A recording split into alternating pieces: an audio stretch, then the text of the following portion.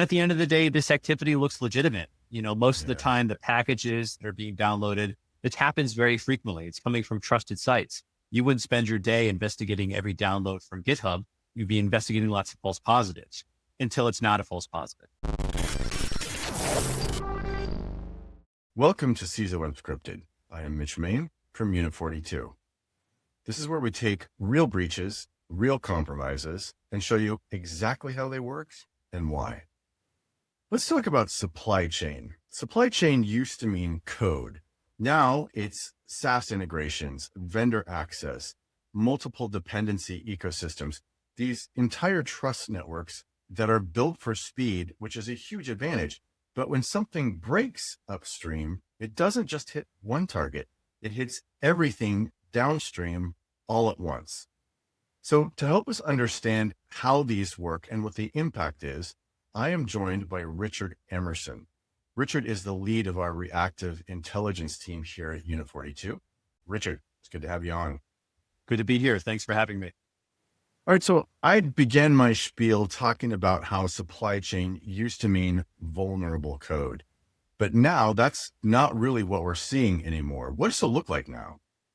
Yeah, so that's a great question. I'd say the traditional definition certainly still applies, where you have a software supply chain attack involving the compromise of a vendor network and malicious code gets deployed through a compromised software product. Think of like a SolarWinds situation. But what you increasingly see are these web of third-party risks that would traditionally fall under third-party risk management. So this could encompass everything from exploitation of a software vulnerability to the compromise of accounts to access like a SaaS provider. So really what we're starting to see is this explosion, this third-party risk, which a lot of people kind of associate with the supply chain. I think what we're really increasingly talking about and seeing are these large-scale campaigns that are hitting these software dependencies that sometimes maybe they're just maintained by a single person. And what this causes is this exposure where you have a one-to-many situation where there's a single upstream compromise that's impacting many downstream environments. So that traditional software supply chain attack, maybe there's like a whole company that's responsible for shipping responsibly a software product. But when you're targeting like this open source library ecosystem, think of the NPM packages that were compromised, Trojanized, and deployed out. That attack surface for that ecosystem, it's huge, it's distributed, it's non-centralized, and this really creates this oftentimes unintended entryway into enterprise environments. And then focusing specifically on the SaaS integration piece, over the past several years and with the increasing growth and adoption of commercial AI solutions, these interconnections that modern day enterprises have, they're just continuing to grow and expand. And so when the detections, the preventative controls, and the authentication mechanisms don't quite keep pace across all of these vendor connections that modern enterprises have, that creates very interesting and lucrative targets and attack paths for threat actors like Muddled or Bling Libra, which are also known as like Scattered Spider and Shiny Hunters.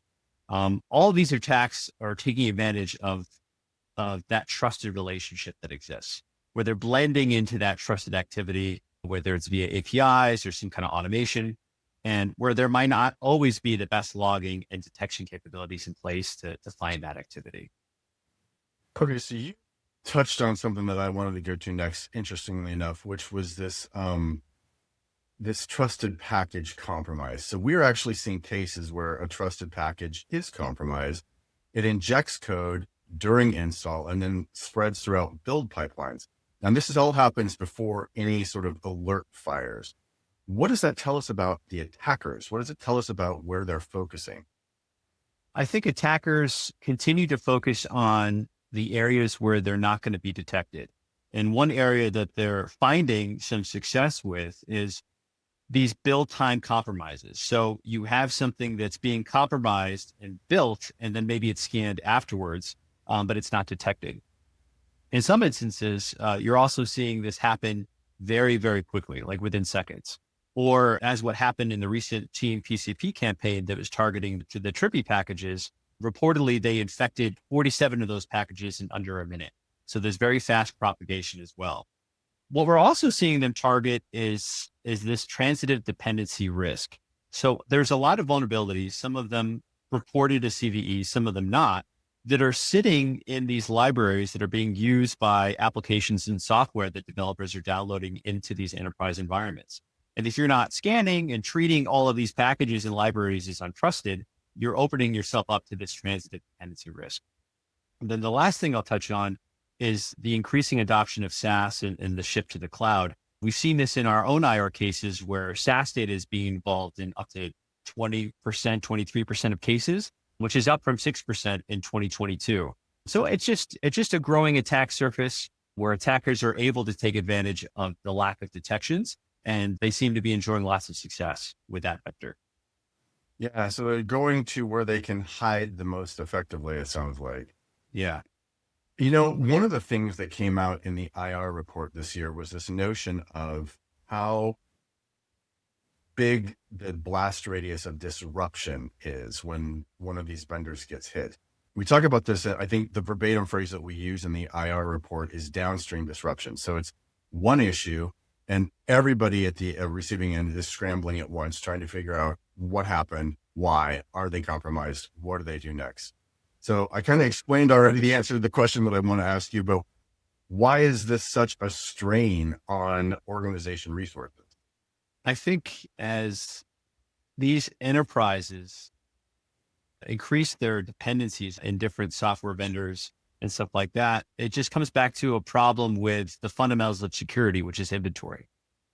So we're not just talking about like who has what computer or server, what do we allow to be installed?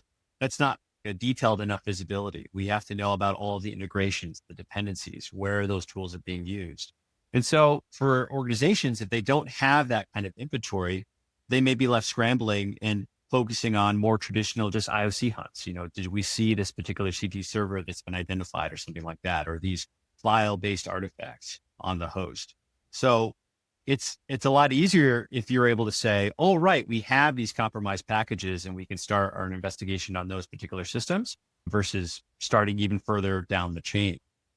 I'll also say that a lot of organizations, when they're encountered with this problem, they have a parallel triage problem, meaning they may have suddenly hundreds of developer systems that have this software with these dependencies that are very quickly compromised. Data is exfiltrated very rapidly.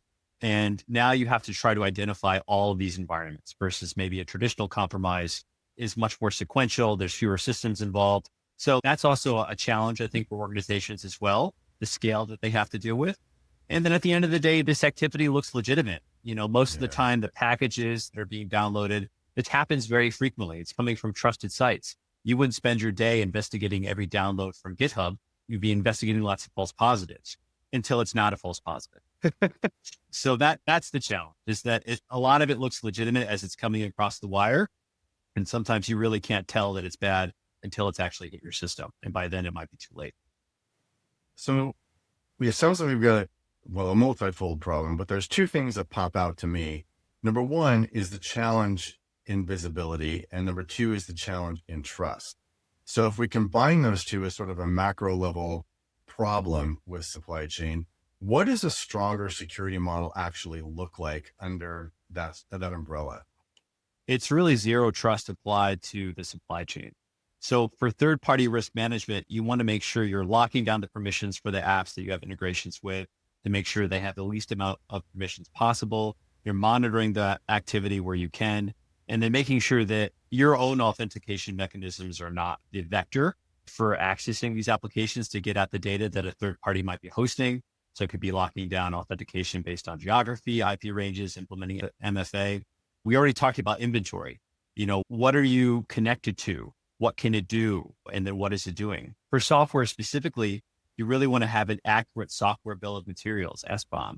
And you want to be able to leverage tools that help you track the vulnerabilities in software, sometimes when not even a CVE has been issued for that vulnerability in the first place. And then you really want to harden that CI/CD and dev environments in those pipelines. You want to isolate those builds. You want to monitor that install time behavior and then assume that there could be compromise from there. So in common configurations, and there's actually a lot of great guidance in some of our blogs and some of these recent campaigns, you can see us recommending that in common configurations, both GitHub and NPM, they deliver updated package versions without actually checking that package integrity. So this is allowing attackers who get control of the repository to upload that malicious version of a package that's enabled for automatic download.